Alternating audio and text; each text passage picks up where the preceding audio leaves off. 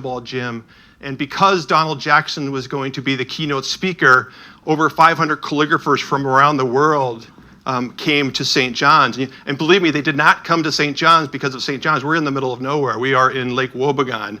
And Donald Jackson, because he was speaking, he has that sort of status among calligraphers. They wanted to hear him. And the great thing about Donald Jackson is not only is he a fantastic calligrapher, he's a wonderful ambassador for the art.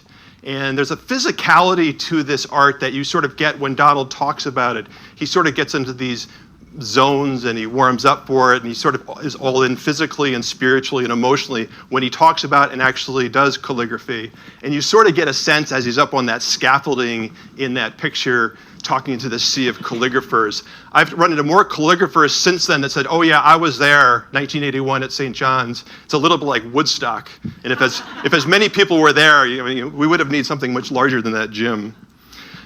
So in 1995, again, his lifelong dream was actually to handwrite the Bible. He actually mentioned it to Barbara Walters on the Today Show back in '79.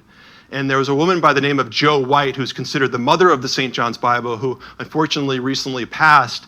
And she was the one that really connected Donald with St. John's as it relates to the St. John's Bible. And he basically made the pitch in 1995, what would you think about commissioning me to handwrite the Bible? We'll use exactly the same tools and materials as medieval days, but we'll make this a Bible for the 21st century. So the 3-year gap that you see, 95 to 98, we affectionately refer to as a period of discernment. So Brother Dietrich Reinhardt, the president, had to get the monastic community on board, the faculty on board, the board of trustees, how are we going to fund it, and so forth. And the contract was signed in 1998. So that's sort of the beginning of the project. Now, when you start something like this, you just don't start writing the Bible. Donald had to put together the artists, St. John's had to put together the scholars, and it really wasn't until 2000 on Ash Wednesday that quill first hit vellum, and the very first words were at the beginning of Gospel of John. So in terms of the art, this is sort of when it really started production-wise. And then 2011 is when it all was completed. This is Abbot John Clausen burnishing a gold cross on the last day of Revelation. Or not the last day of Revelation, good Lord. That would be the last page of Revelation. We're not there yet. We used to joke with the St. John's Bible, when would it be done? And we kept saying, well, I think Revelation is coming in June. But and by the way, these are the scholars that provided the scholarship to the St. John's Bible. They were the ones that decided which verses to illuminate, how much space they would take, and how do we make this a Bible for the 21st century? And so things like care for the poor and care for the sick, the dignity of all people, the embracing of science and discovery, these are some of the things that we're trying to capture. These are the calligraphers. 6 of these calligraphers did the bulk of the work. The gentleman in the black sweater was a Hebrew scribe, Izzy Plodwinski, and he did all the Hebrew or the bulk of the Hebrew in the St. John's Bible. And then these are the artists. So unlike the calligraphers, the artists will bring in their own tradition. So you had traditional artists, more contemporary artists, a natural history artist, and so forth. And the heritage tradition that you see, I just want to say a few words about that heritage tradition. If you think about the original manuscript is in St. John's. It's in a beautiful gallery, but how much of the world will actually see that? The heritage tradition is sort of our way of sharing this with the world. And so the idea was not necessarily sell these to rare book collectors, but rather institutions that would share them with their communities, much like the University of Wisconsin. The key to the heritage edition is the fact that Donald Jackson personally directed the creation of it. So every square millimeter of the book that you see out there, Donald Jackson had a huge influence on the colors, the illuminations, the impressions on the gold. The mantra was we have to be true to the artistic intent of the original. And that's exactly what happened thanks to Donald Jackson's work on it. By the way, one of the reasons why this project went way over budget and it took a very long time was he was doing double duty. He was working on the original while he was working on the heritage edition, which was very, very difficult. So, and yet in the final outcome, it was the right thing to do. Donald Jackson really owned this. And in his mind, when you see the St. John's Bible here at the University of Wisconsin, you're seeing the St. John's Bible. I have a little bit of a debate with my colleague, Tim Turnus. Tim is the curator of the original, and here's the debate. Donald Jackson defines illumination as the play of light as you turn the page. He has a certain idea in mind in terms of how the light reflects and refracts off the page. Well, we won't let anybody touch the original. The original is under glass. We have to worry about temperature and humidity control. So in my opinion, what you have is closer to the St. John's Bible than what the original is. Curators will totally disagree with that statement, but that's okay. All right, illuminated encounters. What I wanted to do today was talk a little bit about, okay, now that we've made this beautiful manuscript, thanks to the great work by the artists and the scholars working together for 15 years, how is this meeting the mission? That is, the mission is to ignite the spiritual imagination of people around the world of all faith journeys. Is this actually happening? And so I'm going to go through 10 encounters. And some of the things you'll sort of see through most of these encounters is, in general, these are extemporaneous or spontaneous encounters that weren't really planned. Generally, they're with one or a small group of people. And in my opinion, they are the reason why St. John's created the St. John's Bible. And these are encounters, by the way, that in the future will happen here at the University of Wisconsin. I want to talk a little bit because this is connected directly to this illumination, this illuminated encounters concept. So in Psalms, one of the struggles the scholars and the artists said was, well, how do we illuminate Psalms? Psalms, there's not really a narrative to it. It's a form of worship in song. How do we do this? And during the brainstorming, an interesting idea came up, and that was, well, when the monks are singing during the Liturgy of the Hours, think of the songs as vibrating molecules through space.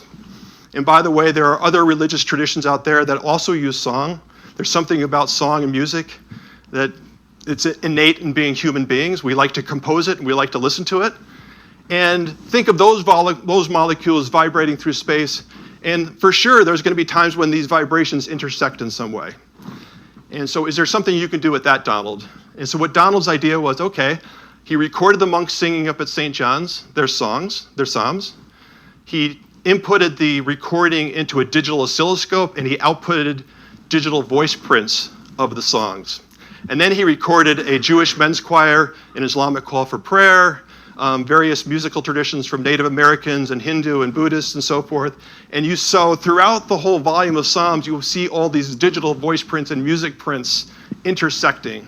And I want you to think a little bit about the theme of this presentation. These intersections are really the encounters. And certainly there's a lot of encountering that's going on between the various traditions here at the University of Wisconsin. And that's what we really want to celebrate through this presentation. Okay, illuminated encounter number 1, lesson learned. Let me talk about the illumination because this is a very unusual illumination in that 4 different artists worked on this.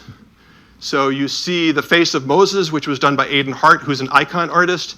The general design of this was done by Donald Jackson. The text treatment that you see in the margin was done by Sally Mae Joseph. And then Thomas Engelmeyer did the 10 Commandment tablets. Okay, so that's sort of the basic design of this. I also want to make a point about the celebration of the Jewish roots of Christianity throughout the St. John's Bible. So one thing to point out here, this is the creation scene. So you see, which is actually the frontispiece of Genesis. So you see these 7 slices.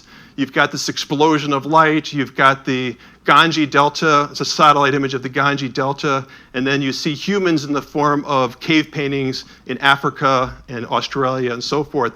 But right here, very in the lower left-hand corner, it's a Jewish term, which the translation is formless void, okay? It's important that that's there because although this is an English Bible that's written completely in English, the very first words are in Hebrew. So we're celebrating the Jewish roots of Christianity on the very first illumination. Now back to Moses. I was presenting this illumination to a Jewish gentleman out in California.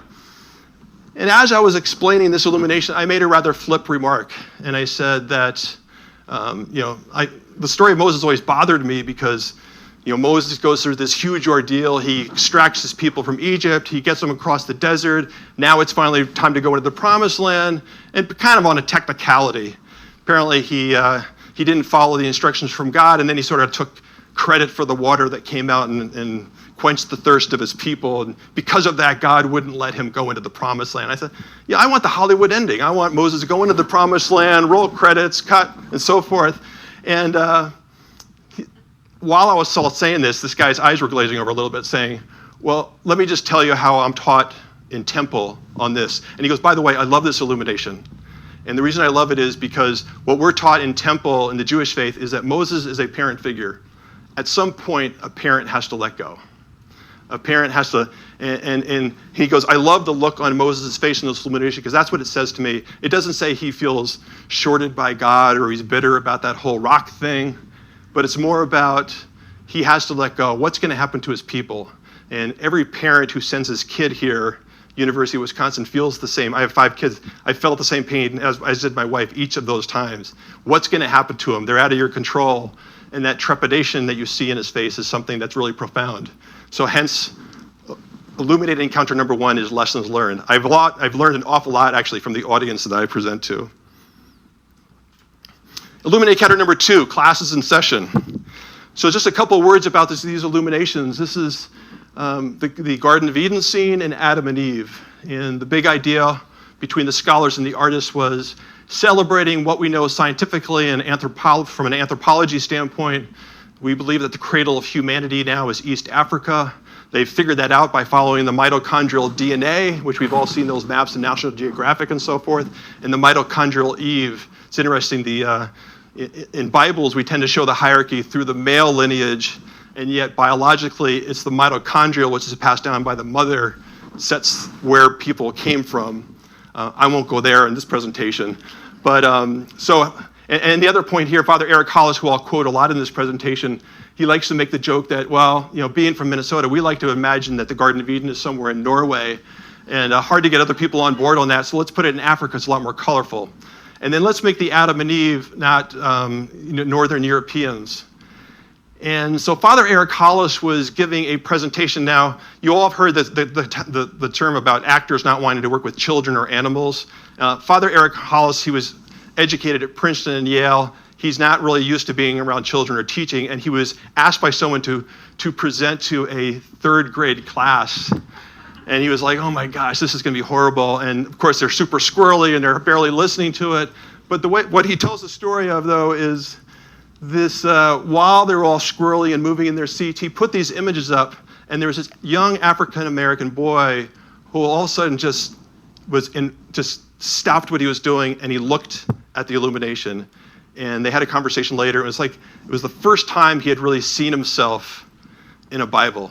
He was very familiar with the Bible. His parents took him to church, and they read the Bible at home, but it was the first time he'd really seen himself.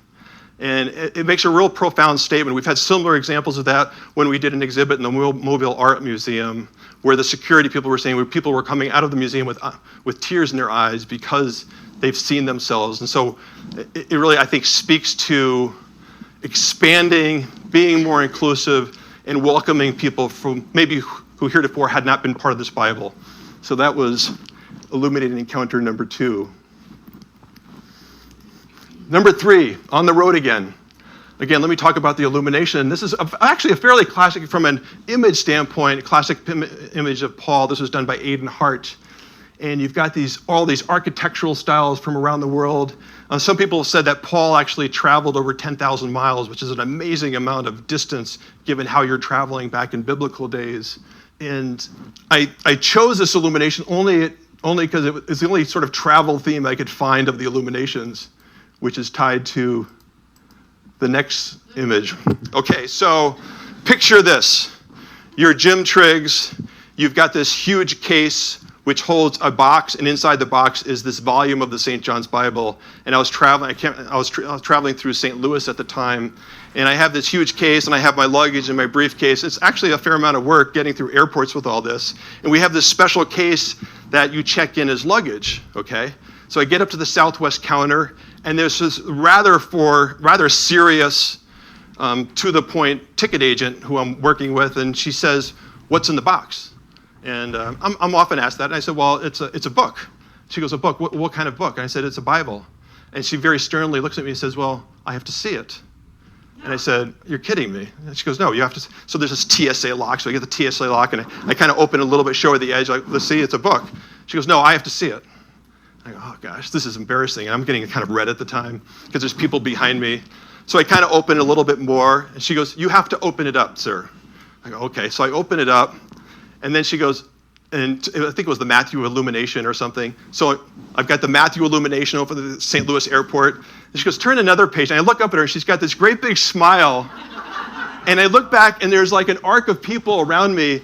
And then they're saying, turn another page, turn it back. So there's sort of impromptu Bible study program in the middle of St. Louis airport. I was completely red. I was completely happy. At the end of it, it was really cool. She, with a big smile, she said, thank you, you made my day. And I said, you made mine. A wise woman. So again, let me start with the illumination. This is, for some people, the most beautiful illumination in St. John's Bible. It's called a wisdom woman. And Donald, when he got the brief from the scholars, he immediately thought of her because he had cut this picture of an elderly woman out of National Geographic, and he had on his bulletin board for like 15 years.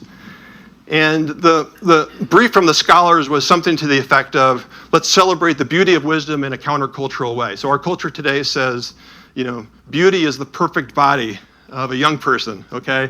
And as we all know, real beauty, sustained beauty, are the grandmotherly eyes of this woman, in that she has a lot of wisdom and a lot of beauty because of all the years she's lived. This is somebody where you want to pull up the chair and pepper her with questions about life. And real beauty is the wisdom that we achieve over a lifetime.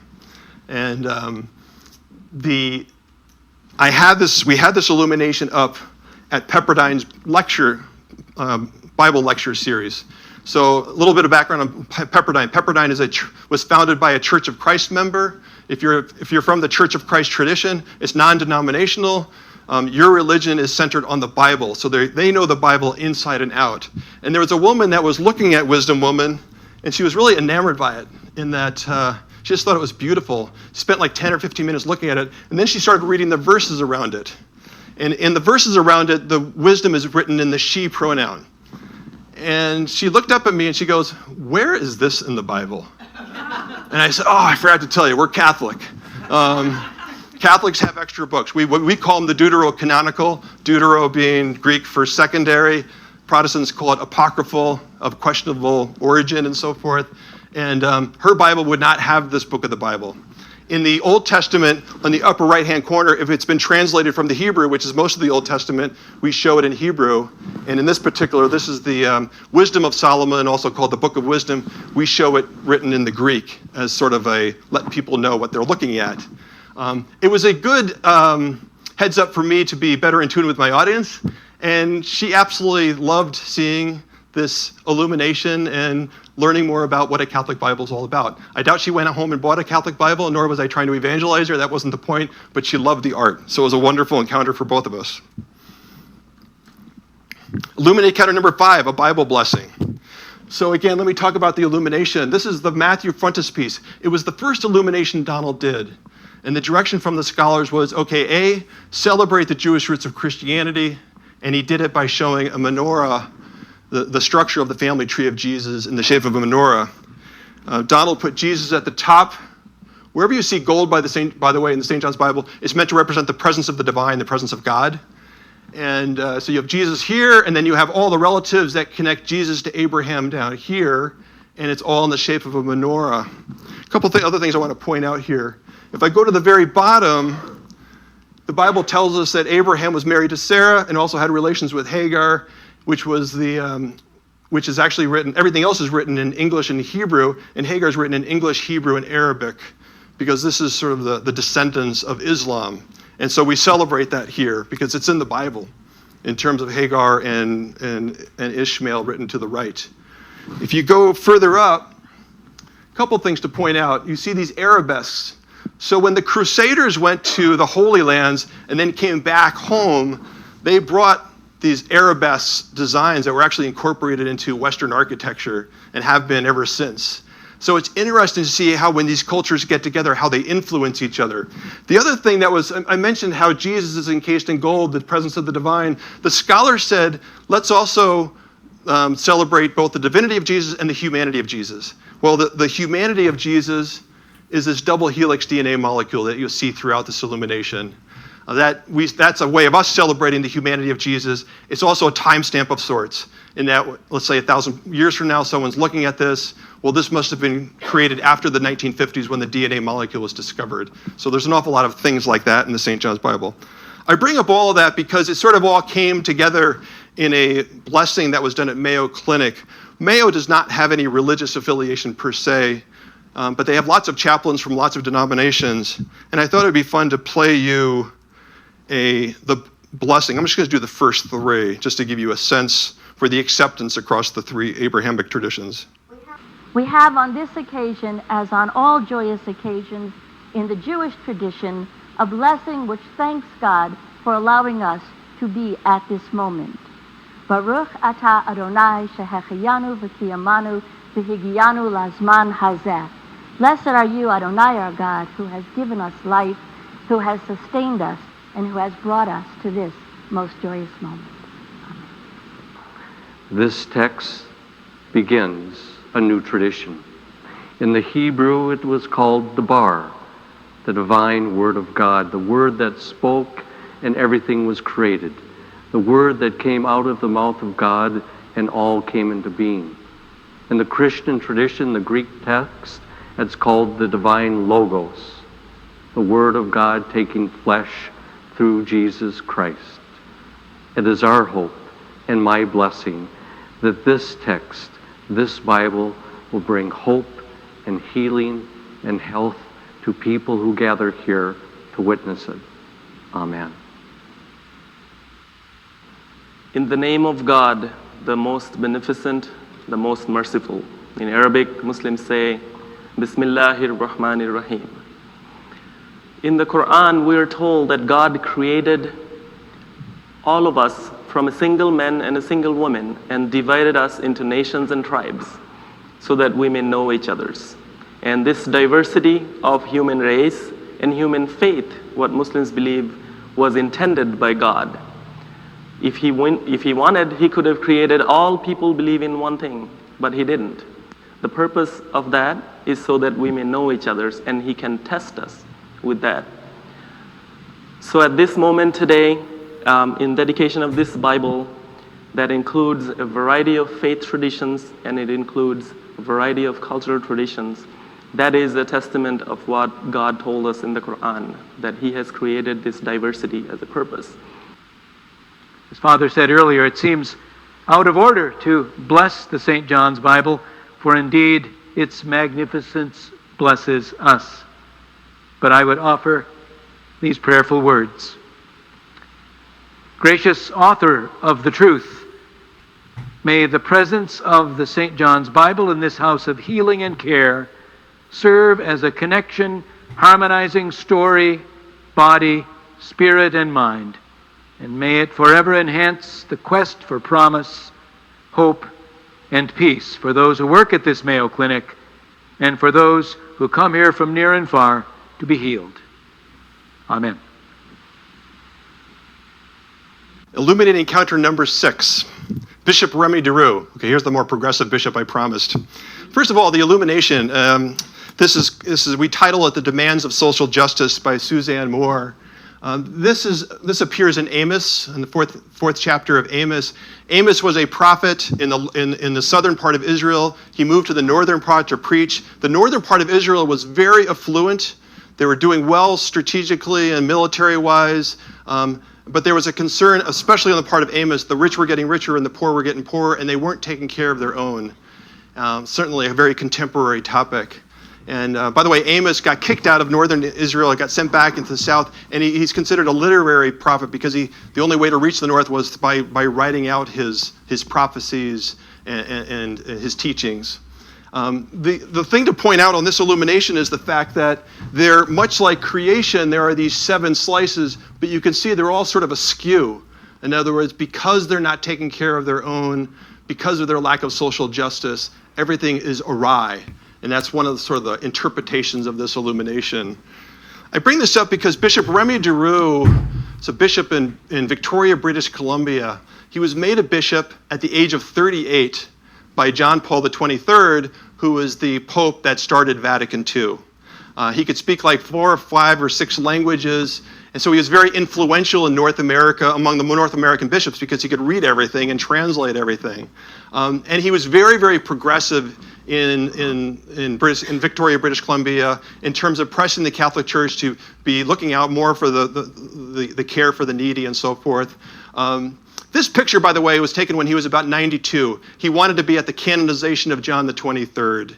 So he went there, and you have to realize there's a lot of bishops in the world. There's hundreds and hundreds of bishops. So he had no intention or didn't have any thought that he was going to see the Pope, Pope Francis. Well, he was sitting down in his wheelchair. After the ceremonies were over, Pope Francis walked by, and he noticed on Bishop Remy Duroux's finger, he had a Vatican Father's ring. And actually, Bishop Remy Duroux is the last English-speaking bishop that is still alive. He immediately saw it and shook his hand, and then Pope Francis actually kissed his ring. That's not the encounter I want to share, though. The encounter I want to share is Bishop Remy Duroux wanted to bring the St. John's Bible to the University of Victoria, which is a public university, and similar to the group here today at University of Wisconsin, they have an Institute for Society and Religion. And Remy's dream was to bring the St. John's Bible to the University of Victoria. So we went on like a little fundraising mission over a 2-day period, and we had like 6 or 7 presentations to give. And at the time, he was 89, and I was trying to keep up with him. And I was super and I tend to get a little bit, okay, we got to get there at this time, and we got to get set up, and we have to be organized. I'm totally in the zone, what this presentation is going to be about. And we were on the way to the public library in Victoria, and all of a sudden I looked around and like, where's Bishop Remy? We lost Bishop Remy. Oh no, the presentation's in 10 minutes. And I asked his assistant, and she said, oh, sorry, Bishop Remy saw this musician on the street, looked like he hadn't eaten for a while, so he went to the deli to get the guy a sandwich. And suddenly I was kind of like, okay, relax, Jim. Remy's got the right idea here. Yeah, this presentation's important, but so is the poor guy on the street who needs a bologna sandwich or whatever. So anyway, a lot of lessons learned from social justice comes in all scales, and Bishop Remy definitely gets it. Encounter number 9. A late night meal. First of all, this is Life in the Community by Aidan Hart. You've got Mary at the head of the table, you've got 6 apostles to the right and 6 to the left, and the other people are not necessarily saints or individual saints, but basically saints in church history. And you'll see a various garb that gives you an indication of where they're from around the world. This is one of the few indications of where this came from. The chapel on the upper left-hand corner and this bell tower are modeled after structures at St. John's University. We didn't want this to be a postcard for St. John's, but this is one of the few illuminations that we show something about ourselves in it. Again, a beautiful illumination by Aidan Hart. This is like a curator's nightmare. So you've got this, and by the way, this is the trade edition of the St. John's Bible, not the Heritage edition. So, but you got the Big Mac and the soda and the fries and everything. So the story, the encounter here, let me give you a little background before I read it. So Jason Engel is a graduate of St. John's and an ambassador for the St. John's Bible. He's given lots of talk on our behalf in the greater Chicago area. And he and I gave a talk at the University of Chicago. If you know anything about the University of Chicago, it's in a little tougher part of Chicago. And we didn't get out of there till like 10 o'clock, and I had to be somewhere else. And the next day he was giving another presentation, so he had a Heritage Edition volume in his trunk.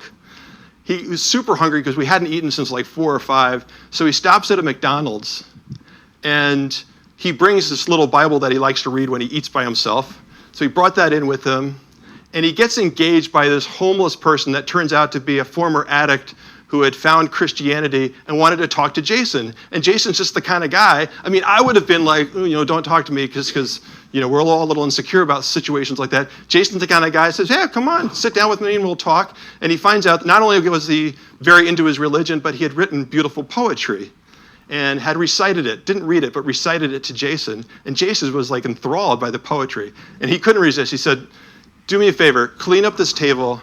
I want to show you a Bible. Goes out to the trunk of his car, brings the volume, I think it was the Pentateuch volume, into McDonald's. And that's where the story picks up.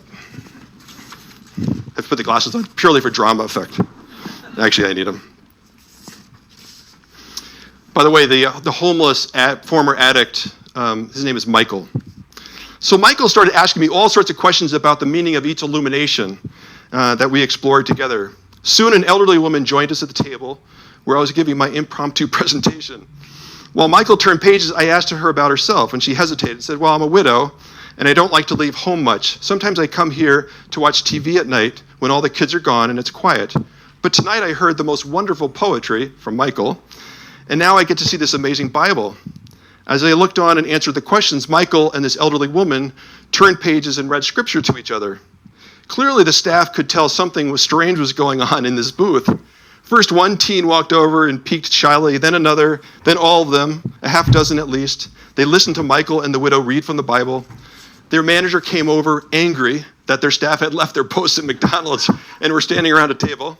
That is, until she saw us looking at this enormous handwritten Bible. Apparently, not all of the teens could read or speak English, so as this strange blend of people touched pages, asked questions, and read scripture aloud to each other, one girl would translate the words into Spanish.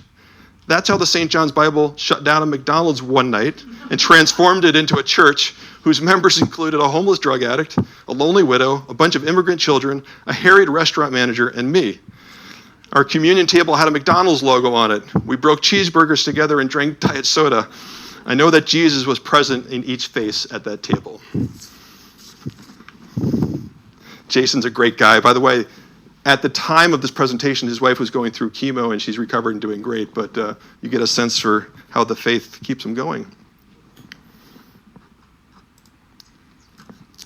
All right, last encounter. Illuminating encounter number 10, to err is human. So the illumination, so the question people often ask is, what happens if there's a mistake made? And the little mistake is not bad. You can use a penknife and take off a line or two and burn it and polish the vellum and then start over. Not a big deal. The bigger mistake is the one I liken to me working on a term paper in college back in the late 70s, early 80s. So here's the scenario. It's 2 a.m. Your term paper is due at 8. You've got all these index cards from which you've created your term paper. One of the most critical points is somehow under your desk that should have been on page 6, and you're now on page 20, and you footnoted everything. How do you get that in, right? That's a problem. Well, the scribes had a bigger problem. Let's say you're working on a page in March, and then you don't find out until October that you've left out something, okay? Well, medieval scribes had exactly the same problem as we did, in that that's what happened on this page. So this verse, which ironically, which is almost too good to be true, it says, I called on God and the spirit of wisdom came to me. Apparently not soon enough. And what the artist did was, well, to get it back to where it's supposed to be, they drew a box around it, then you have this pulley, sort of Da Vinci pulley system, and the bumblebee is hoisting this line up and pointing to where it was supposed to be. There are 9 mistakes like that in the St. John's Bible. Each one is handled in kind of a whimsical way, and the homily is, hey, lighten up. Let's not take ourselves so serious. We're going to mess up. Let's fix it and move on. Here's the encounter I want to talk about, though. So this is an illumination by Thomas Engelmeyer, and it was on exhibit at the Library of Congress. Now, you have to realize these illuminations have been vetted by committees and scholars and so forth before they're approved, and this one got through. And this class full of kids, they were like 4th or 5th grade, and sure enough, this 5th grade young lady raises her hand. She goes, hey, there's a misspelling. They go, what? And sure enough, we zoom it in over